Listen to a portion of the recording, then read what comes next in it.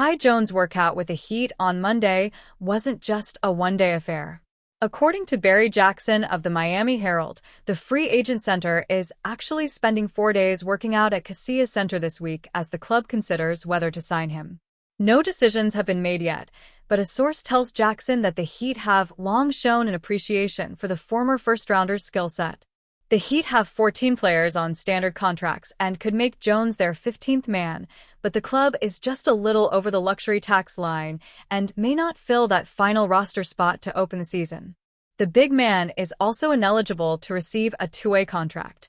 While Jackson suggests an Exhibit 10 deal could be a possibility, Jones has reportedly drawn serious interest from the Italian team Virtus Bologna, who could offer him guaranteed money and a more significant role, so it's unclear if a non-guaranteed camp contract would appeal to the 24-year-old. We have more on the Heat. Within that same Herald story, Jackson spoke to a veteran Eastern Conference scout to get his take on the Heat's place in the Eastern Conference hierarchy, their off-season acquisition of Norman Powell, what they can expect from Simone Fontecchio, and his impressions of first-round pick Kasparas Giakoutionis. On that last subject, the scout wasn't especially enthusiastic. NBA people I talked to in Las Vegas were killing him, didn't have anything nice to say about him, the scout said of Giakoutionis. Quickness and shooting were my concern. Can he beat skilled NBA players off the dribble? He better be able to make shots. His play was disappointing, but I'm not ready to judge. He's very young at 19.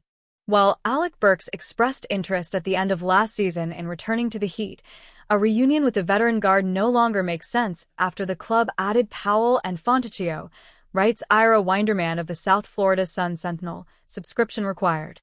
The Heat have no shortage of players benefiting from international competition this summer, with Powell, Fontecchio, Nikola Jovic, and Pelle Larsson all representing their national teams, as Winderman writes for the Sun-Sentinel, subscription required. Powell led Jamaica to the 2 wins they needed in order to advance out of the World Cup pre-qualifying round before sitting out the third and final game of this competition window, Winderman adds, via Twitter.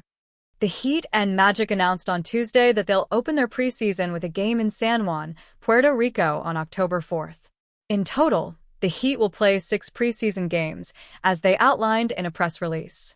Heat Hall of Famers Dwayne Wade, Alonzo Mourning, and Pat Riley will be the presenters when longtime team owner Mickey Arison is inducted into the Naismith Basketball Hall of Fame next month, per a press release. Andrew Wiggins landed with the Miami Heat as part of the Jimmy Butler trade with the Golden State Warriors. At his best, Wiggins, 30, is one of the most reliable 3-and-D forwards in the entire NBA. Still, that didn't stop the Heat from exploring their potential trade options with the 2022 champion this summer. According to Brett Siegel of Clutch Points, several teams around the NBA expressed interest in acquiring Wiggins during the early stages of the offseason. This offseason, the Miami Heat were willing to discuss trade scenarios involving Andrew Wiggins, and several teams expressed interest in the former NBA champion and All-Star wing, sources said, Siegel wrote. The Milwaukee Bucks, league sources said, were one of the teams to inquire about Wiggins. Siegel continued. While the Heat ultimately kept the former first overall pick, they were willing to deal Wiggins if they received an instant impact player, along with an upcoming first-round pick before 2028. Teams continue to monitor the Heat, specifically how they will handle Tyler Herro's upcoming extension window, to get a better idea of what direction they are trending in. Wiggins could still become a trade chip for Miami. The trade deadline won't close until February 5, 2026. Therefore, Pat Riley will likely keep his ear to the ground in hopes of a star-level talent shaking loose once the season begins. Wiggins could become key to Heat's rotation.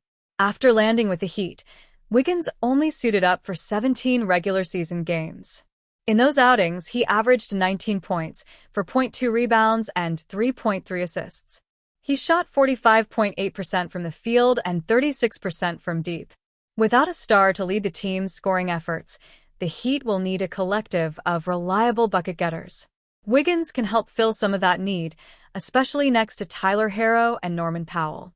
Furthermore, his ability to guard multiple positions and pick up the opposing team's best player will be a key ingredient in Erik Spoelstra's roster construction.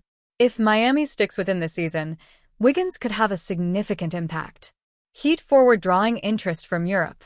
While Wiggins' future will undoubtedly be an open topic in the coming months, it would appear that Simone Fontecchio could also be on the move. According to Nico Yenebarak of Sports Digital, the Heat could choose to waive Fontecchio. If Miami did choose to part with the 29-year-old forward, it would likely be to duck under the luxury tax.